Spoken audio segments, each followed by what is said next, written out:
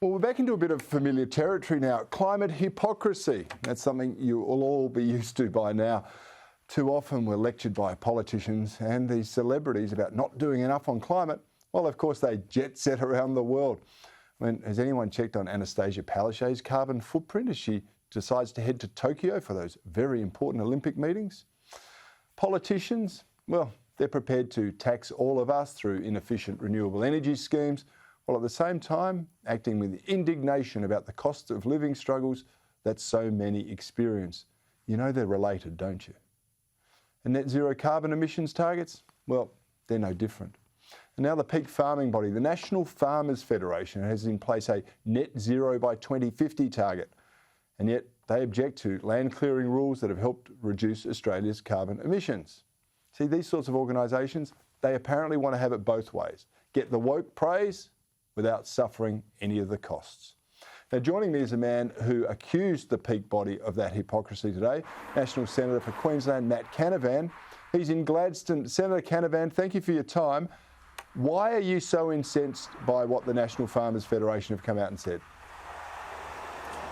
Well, mainly, Cory, because their policies or their ideas are going to limit our ability to grow food and develop new parts of our country. That's what I'm passionate about. I want to see us grow and develop and open up new food growing basins. It's been a great part of our nation's history. It's integral to what it is to be an Australian, is the creation of the Murray-Darling, the creation of the Snowy Scheme, the opening up of Western Australia.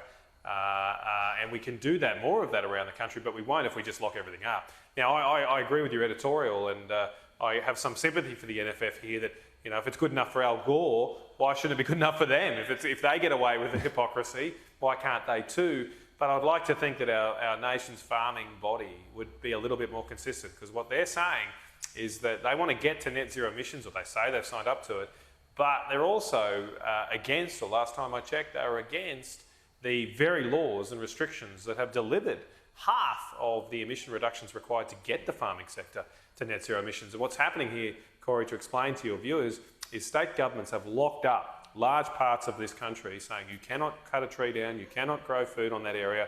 They've stripped property rights off farmers in doing so. No compensation has been given, and that's why our emissions are going down. Emissions in the city haven't gone down. It is all due on the backs of our nation's farmers through an illegal stealing of their property rights.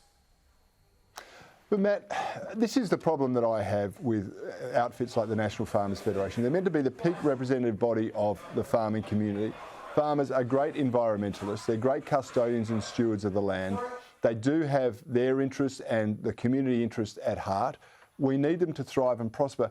How is it possible to get to net zero emissions being a farmer if you raise cattle or any livestock and there are methane emissions, if you're using a diesel tractor or you're using a diesel train or truck to transport your grain?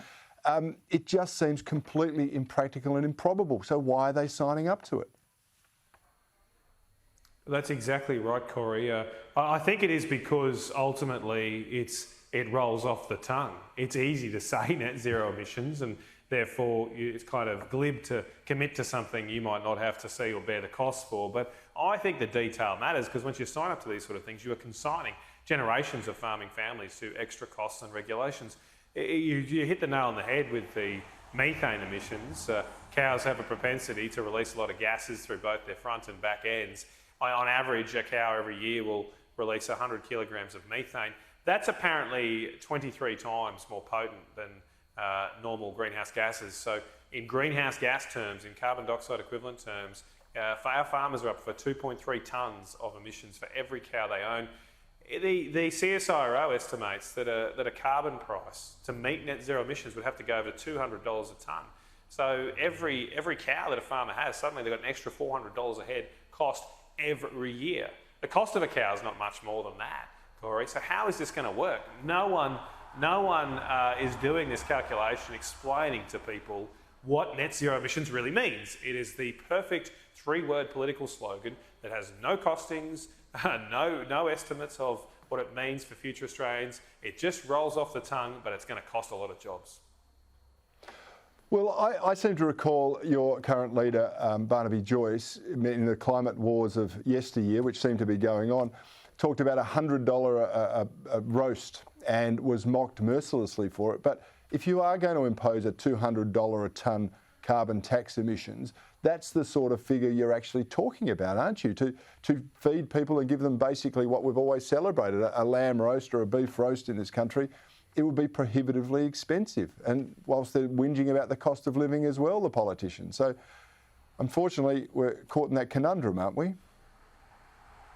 Well, Cory, I just ran through the numbers there with you. Those extra costs, that extra $400 a head per year, and the cow takes 3 or 4 years usually to grow out, that is going to add massive amounts to your grocery bills.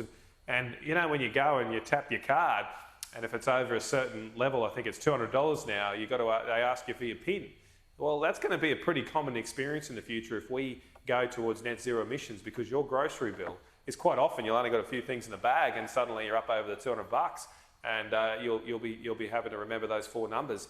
I don't think that's what we should be imposing on Australian people. We should have a birthright in this country and access to relatively affordable food, given the land and resources we have available to us. These policies would just impose costs on Australian consumers, do nothing for the environment, because we all know China won't do a thing to change its carbon emissions. It just would make some rich people in this country who are obsessed with climate change feel a bit better and let them sleep at night.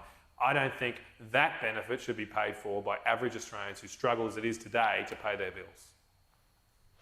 I happen to agree with you, Matt Canavan. I think it might also empower the vegan movement. I'm not sure we need any more of that.